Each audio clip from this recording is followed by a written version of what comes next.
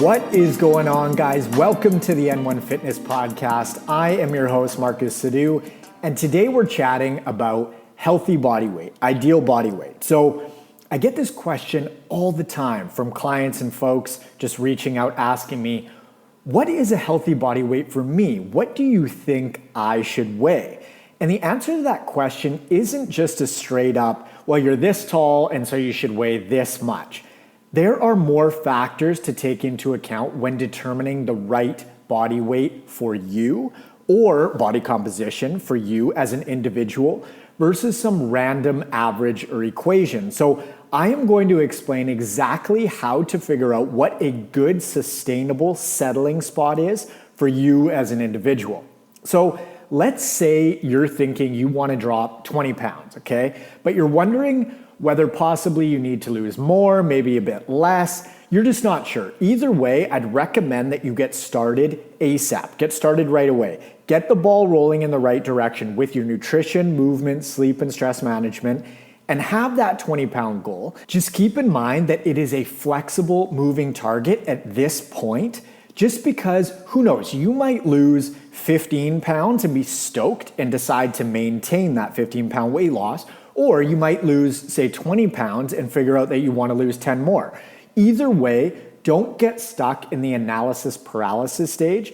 Get started, begin moving forward towards your goal. You can think about it like going on a week-long road trip. You know the rough area that you'd like to end up in 7 days' time, but you don't need to decide on a super specific spot just yet, right? Because you're just getting started. You're still a full week out. You might stumble across some cool little town or take a detour here and there. Again, your timeline and your ultimate destination is somewhat flexible. You know roughly where you're going. It's just not exact at this point in your journey. Now, as a little aside, in my experience, folks tend to underestimate how much weight that they'd ultimately like to lose. So for example, if someone wants to lose 20 pounds, that digit typically ends up being 1.5x or 2x. So ultimately it ends up being closer to say 30 or 40 pounds. Not in all cases by any means, but more times than not, we just tend to underestimate how much body fat we're actually carrying. And so the take home point here is give yourself 1.5 times, but ideally twice as much time as you think you're going to need to get to your goal, just because A, there's no harm in getting there early, and B, it gives you more flexibility because life happens, right? A vacation might pop up, birthdays, weekends away, holidays. You might just fall off track for a day or two, or maybe even a weekend. Stuff pops up, right? So giving yourself extra time takes the pressure off a little bit and gives you a little bit more wiggle room. Now, the closer you get to your goal, the more nuanced this quote unquote ideal body weight is going to be. Why? Because the three main measures we want to use are how you're looking, feeling, and performing. So you can think about these three categories like a triangle, okay? So on one corner, you've got how you're looking. On one corner, you've got how you're feeling. And the last corner, you've got how you're performing.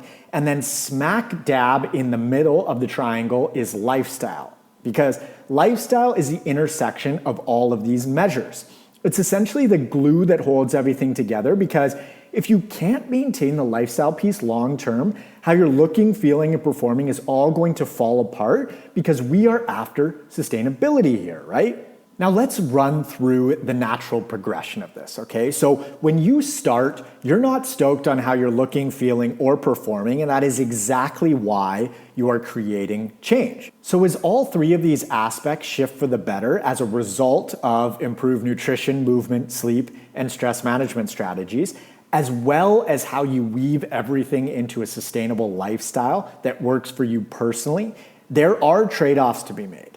For example, you're probably spending more time grocery shopping and cooking than you were prior, so you're investing more time in on that end. However, you're simultaneously reaping the rewards of better eating habits, i.e. weight loss, increased energy, better mood, etc. And you're probably also saving a bunch of money because cooking most of your own meals is a massive cash saver. You're also likely investing more time into movement and quality sleep. So hitting your 10,000 steps per day, making sure that you're getting 7 to 9 hours of sleep per night, That also might mean that you've got a little bit less time for things like Netflix, but again, trade-offs. Alcohol is another one. You've probably reduced your alcohol intake at least somewhat over the course of the fat loss process. Maybe not. It depends how much you were drinking to begin with and what your goals are. But most folks are more mindful of how much booze they're taking in just because it's super calorie dense and it is seriously weaved into the culture, or the fabric of our culture rather. So at some point, you're going to have made so much progress that the trade-offs for additional results are not going to be worth the payoff, okay? So what's a specific example of this? Say you're down 15 pounds and you'd like to lose an additional 5 pounds, but the nutrition or movement trade-offs that you'd need to implement in order to lose that additional 5 pounds isn't worth it from a lifestyle standpoint for you. So it might mean that you need to bump up your steps from 10,000 per day to 12,000. You might need to reduce your calorie intake by, say, 100 calories per day and consume 2 fewer drinks per week. But maybe that 5 pounds isn't worth those behavior change trade-offs for you personally, but maintaining the 15-pound loss is entirely doable and sustainable for you within a lifestyle context. Congrats, you have reached your ideal body weight. This is the center of the triangle. Now, because everyone has different goals, priorities, preferences, and just varies in how they want to live their day-to-day lives, a quote-unquote ideal body weight is going to be different for everyone. And I'm not talking about ideal in a purely physical sense, but more so a pragmatic sense and a realistic sense. Because if you're not willing to make those trade-offs that are necessary to reach a quote-unquote ideal body weight, well then what use is that to you? So that's why I like this model, because it takes everything into account based on what you're willing to do, what you want, and balances the trade-offs in your life and really takes into account what sort of lifestyle that you'd like to lead as an individual. For example, if making those additional trade-offs for that last 5 pounds just makes you miserable because you really value those 2 additional drinks per week and you'd rather spend that time with your family instead of getting that extra 2,000 steps in per day, and then also that calorie shift means 1 less meal out with a friend per week, I'd argue that that's not actually ideal or healthy for you as an individual. It might work for someone else, but as soon as you tip that scale in an unfavorable direction, where one area is taking too much from another in your reality or your sense, then you've gone too far. So again, it's all about developing a happy medium between how you're looking, feeling, and performing within a lifestyle context and making it work for you. And the truth is that no one can answer that ideal body weight question other than you, because you know how you'd like to live on a daily basis and what your priorities are.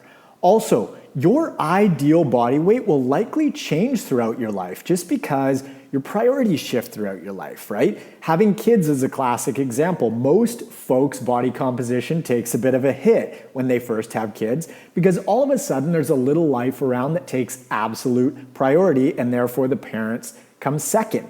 Or maybe there are times and instances when it's not a kid, but it's a career, right? If you're articling as a lawyer, for example, and working 60, 70, 80 hours per week, maybe your health is going to take a bit of a back seat for that period of time. And you're just going to do the best you can given the circumstance. So again, it's a moving target based on what you've got going on in your life and what you're prioritizing at that time.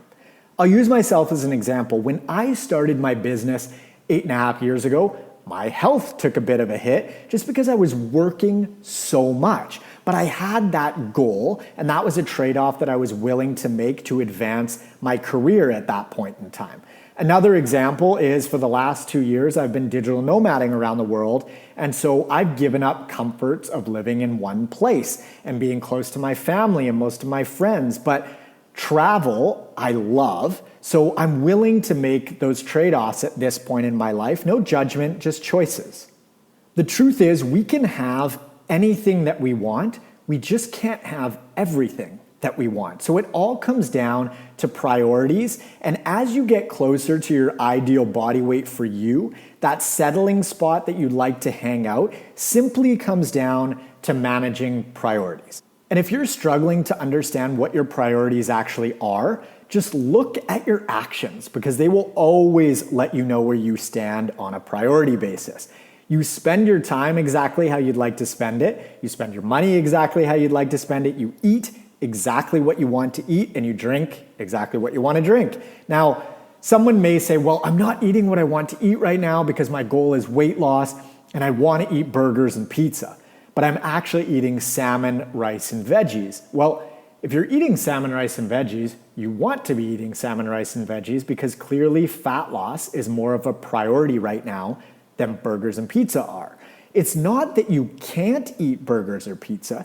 It's just that you know that eating a whole bunch of calorie-dense fast food isn't going to get you the weight loss result that you're after, and therefore you're eating more healthfully. This is actually a bit of a pet peeve of mine because some folks act like they're doing something that they don't want to do when in fact they're doing exactly what they want to do. They position it like they don't want to be eating healthfully, but they want the result that comes from eating healthfully, which just makes no sense. So it's sort of like saying, I don't want to go to work, but I do it because I need to make money. Well, you do want to go to work because you do want to make money, right? If you didn't want to go, you wouldn't. But clearly financial security is more of a priority than not showing up to your job. So you want that more, and therefore you're doing exactly what you want to do. Anyways, I'll get off my soapbox now, but the whole woe is me perspective really gets me riled up, grinds my gears a little bit. But take homes, okay? Establish a sustainable spot for you on the looking, feeling, and performing front within a lifestyle context that you can sustain long term and you cannot go wrong. Whatever that body weight is a healthful or ideal body weight for you because you're the only one that can differentiate and determine what your priorities truly are. If you're interested in personalized one-on-one nutritional coaching and or workout design with me, you can head on over to n1fitness.com/coaching or click the link in the description below. Be sure to subscribe on whatever platform you're listening on. Follow me up on Instagram at N1Fitness and friend me on Facebook at Marcus Sadu. Thanks so much for listening, guys. I hope you found this helpful, and I will catch you on the next episode. See ya.